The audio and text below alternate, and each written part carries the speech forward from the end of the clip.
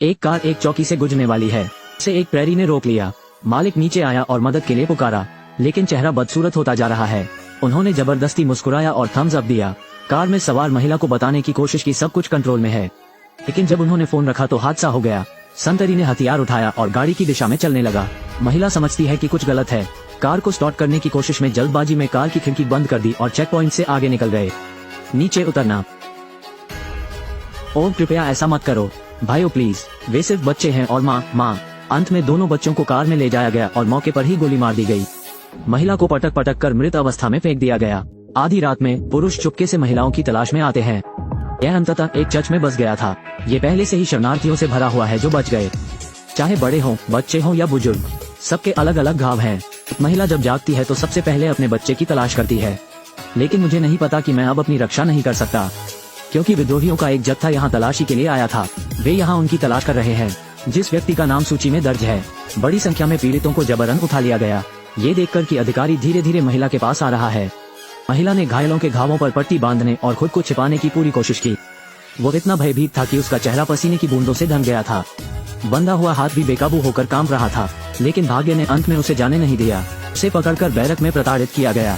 जबकि ये दरिंदे ध्यान नहीं दे रहे हैं, उसने अपने साथियों को भागने में मदद करने के लिए ग्रेनेड उठाया। जल्दी जाओ। लेकिन मैंने आखिरकार उनके साथ मरना चुना। इसी बीच महिला के पति को टूटी हुई कार मिली। कुछ साधारण मरम्मत के बाद मैं अपनी पत्नी को खोजने के रास्ते पर हूँ, लेकिन रास्ते में उन्होंने एक ऐसा दृश्य देखा जिसने उन्हें बहुत झकझोर कर रख दिया। पत्नी को खोजने के लिए शख्स ने चलाई क्षतिग्रस्त कार, लेकिन कुछ ही देर में मैंने कई ट्रकों को गुजरते देखा, लेकिन ट्रक में माल नहीं है। ये लाशों का एक पूरा कार लोड है। फिर वे आगे बढ़ते हैं। ज्यादा दूर नहीं, संयुक्त राष्ट्र का काफिला विदेशियों को निकाल रहा है। शरणार्थियों की भीड़ उनके लिए पूछती है। मैं खुद को अच्छा समय दे सकता हूँ, सिर्फ इसलिए कि वे विद्रोहियों की तलवार के नीचे नहीं मरना चाहते। मुझे मार डालो, मैं एक चाकू के नीचे नहीं मरना चाहता। कृपया मुझे अपने मुंह में गोली मार लें।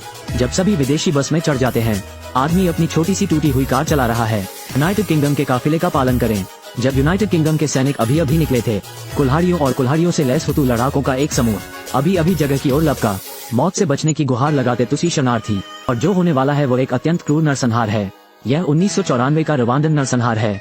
कुछ ही महीनों में लाखों लोग मारे गए। लाखों लोगों को अपना घर बार छोड़ना पड़ा। प्रारंभिक वर्षों में रवांडा वास्तव में सुंदर पहाड़ों और नदियों का देश था। यह विदेशियों की नजर में एक खूबसूरत हॉलिडे पैराडाइज है, और इस भूमि पर है सदियों से दोनों देशों के बीच की शिकायतों और शिकायतों को छिपाना। द्वितीय विश्व युद्ध के दौरान रवांडा बेल्जियम का उपनिवेश बन गया। उनके औपनिवेशिक प्रबंधन को सुविधाजनक बनाने के लिए उन्होंने मोटे तौर पर सभी रवांडावासियों को 2 गुटों में विभाजित कर दिया, और उनका वर्गीकरण मानदंड काफी मनमाना है। लंबे, थोड़े हल्के रंग वाले लोग तुसी होते हैं। यदि आपके परिवार में बहुत संपत्ति है तो आप तुसी भी हो सकते हैं। और जो काले और छोटे हैं और बर्तन खोलने के लिए परिवार बहुत गरीब है, सामूहिक रूप से हुतस कहलाते थे। एक देश दूसरे के कारण जबरन 2 जातीय समूहों में विभाजित किया गया। एक गरीब हुतस को शारीरिक श्रम करने के लिए विवश करेंगे, अमीर तुसी को दमन करने दें और उनका प्रबंधन करें। लेकिन इससे भी ज्यादा बेतुकी बात तब है जब उपनिवेशवाद खत्म हुआ। उन्होंने शक्ति दी। चिरस्थायी उत्पीड़ित हुतु, इससे हुतस को अपनी शिकायतों को दूर करने की क्षमता मिली। इसलिए तुसी उत्पीड़न के वर्षों का बदला लेना शुरू किया। रवांडा में शुरू से ही अंधेरा रहा है। अप्रैल 1994 राष्ट्रपति को ले जा रहा विमान पूंजी पर नष्ट हो गया, और यह सब हुतस द्वारा रची गई योजना है ताकि वे सफल हो सके। हुतस को हमलों का दोषी ठहराया। इस घटना ने तेजी से एक हुतु को चिंगारी सुलगा दी। हुतस के खिलाफ प्रतिशोध। उस रात कई उच्च पदस्थ तुसी अधिकारियों की बेरहमी से हत्या कर दी गई थी। अगले दिन हुतु मिलिशियामैन रवांडा के प्रधानमंत्री के घर में घुसे। कारण ये है कि प्रधानमंत्री तुसी हैं। हमारा अनुसरण करें, मुझे अपने सेनापति के पास ले चलो, लेकिन प्लीज मेरे बच्चे को जाने दो। तुम फालतू की बात बहुत करते हो। और परिवार के पुरुषों, महिलाओं और बच्चों की भी बेरहमी से हत्या कर दी गई। अकेले पहले दिन ती द्वारा लगभग 8000 लोग मारे गए थे। इस माहौल से प्रेरित पूरे देश में हुतस गृहयुद्ध में प्रवेश कर चुके हैं। उन्होंने उत्पीड़ित पक्ष को उठाया और खेती के लिए हसिया और कुल्हाड़ी। इस बिंदु पर उनका लक्ष्य अब भूमि नहीं है, लेकिन एक तुसी जिसकी त्वचा का रंग मेरे जैसा ही है। अगले कुछ महीनों में तुसियों का नरसंहार शुरू हुआ। जबकि युवक कार चला रहा था, उसकी पत्नी को खोजने के रास्ते में लियान है राष्ट्रीय टीम का अनुसरण करें। अप्रत्याशित रूप से मैं फिर से मुसीबत में पड़ गया। छोटी टूटी हुई कार को मिलिशिया ने जबरन रोक लिया। उन्होंने समझाया कि वे पिछली यूनाइटेड एज कंट्री टीम के साथ थे, लेकिन इससे पहले कि वे उन्हें जाने देने के लिए तैयार हों, मिलिशियामैन को संबंधित प्रमाण पत्र प्राप्त करने होंगे। इतने में उस आदमी का साथी कार से बाहर निकल गया। लेफ्टिनेंट हैगुओ को नमस्ते कहें। आशा है कि वो उन्हें बचाने के लिए मदद के लिए हाथ बढ़ा सकते हैं, लेकिन अपनी सुरक्षा के लिए लेफ्टिनेंट ने उसके लिए झूठ बोलना नहीं चुना, क्योंकि उनका मिशन प्रवासियों के इस समूह को दूर ले जाना है। संयुक्त राष्ट्र की टीम के जाने के बाद मिलिशियामैन अपने कागजात की जांच शुरू करते हैं। वो आदमी एक उच्च कोटि का हुतू अधिकारी है। उनकी साख को देखकर मिलिशिया वालों ने आनंद फानन में सम्मान में सलामी दी, और क्योंकि उसका साथी तुसी है, इतना भाग्यशाली नहीं, मजबूरन उसे जमीन पर घुटने टेकने पड़े। इस बिंदु पर आदमी बाहर आना चाहता है और उसके लिए बोलना चाहता है, वापस जाना। मैं इस आदमी को प्रमाणित कर सकता हूँ, वो बहुत वफादार और एक अच्छा सैनिक है। सेना में टूटिस को साफ करने की जरूरत है, फिर मैं उसे खुद मुख्यालय ले जाऊंगा। क्या तुम मदद करना चाहते हो? मेरी बात सुनो, उसे एक बड़ा चाकू दो। नहीं। फिर उस आदमी को अपने सबसे अच्छे दोस्त को मारने के लिए मजबूर होना पड़ा। ऐसी स्थिति में मनुष्य के लिए कुछ भी करना असंभव है। अंत में उन्हें मिलिशिया द्वारा गोली मार दी गई और उन्होंने खुशी खुशी लंच बॉक्स प्राप्त किया। अपने पूर्व मित्रों को अपने सामने गिरते हुए देखना। पुरुष कुछ नहीं कर सकते, यहाँ से जाने के लिए मजबूर किया जा सकता है, लेकिन सड़क पर छोटी टूटी हुई कार अभी भी उसे संभाल नहीं पाए। इसलिए वो शरणार्थियों से भरे एक ट्रक में सवार हो गया, अपनी बेटी के स्कूल के स्थान पर गया। रास्ते में एक बूढ़ा मिला। चाचा ने उन्हें स्कूल के अनुमानित स्थान के बारे में बताया और जाने से पहले उससे ये कहा, उसे कुछ चीजें पास करने दें। रास्ते में वो एक छोटे से ग्रामीण प्रांगण से गुजरा। अंदर गर्मागर्म बहस चल रही है, यहाँ तक कि हथियारों का भी इस्तेमाल किया। उस आदमी ने दरवाजे के बाहर सुना और यह सब हो रहा था। फिर वो अपनी बेटी के स्कूल आया। एक ही गंध होती है। फिर उसने पहली बार जंगली कुत्तों को शव खाते देखा।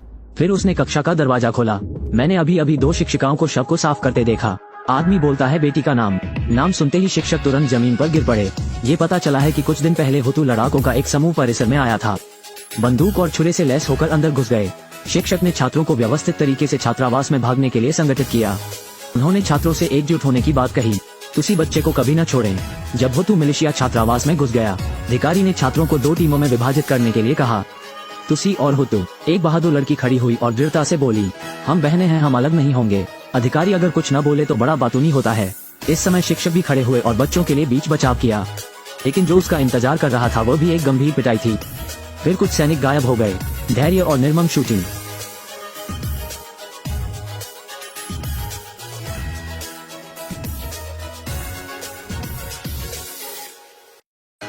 लगभग उन्मादी शूटिंग के फटने के बाद जिंदा था और अभी लात मार रहा था। बच्चे अब लाश हैं। सभी सफेद स्कूल की वर्दी भी लाल रंग में रंगी हुई थी। महिला शिक्षिका को इसलिए गोली नहीं मारी गई क्योंकि उन्हें उनके बच्चों का सहारा था। वो आदमी जिसने खबर सुनी, शिक्षक के बगल में गिरना और घुटने टेकना, 1994 में ऐसा ही हुआ था। रवांडन नरसंहार, अब से केवल 30 साल। मुझे उम्मीद नहीं थी कि यह हमारे इतने करीब होगा। डरावनी चीज युद्ध नहीं है, लेकिन मानव प्रकृति हितों से अंधी है। खुशी है कि हम एक शांतिपूर्ण देश में पैदा हुए।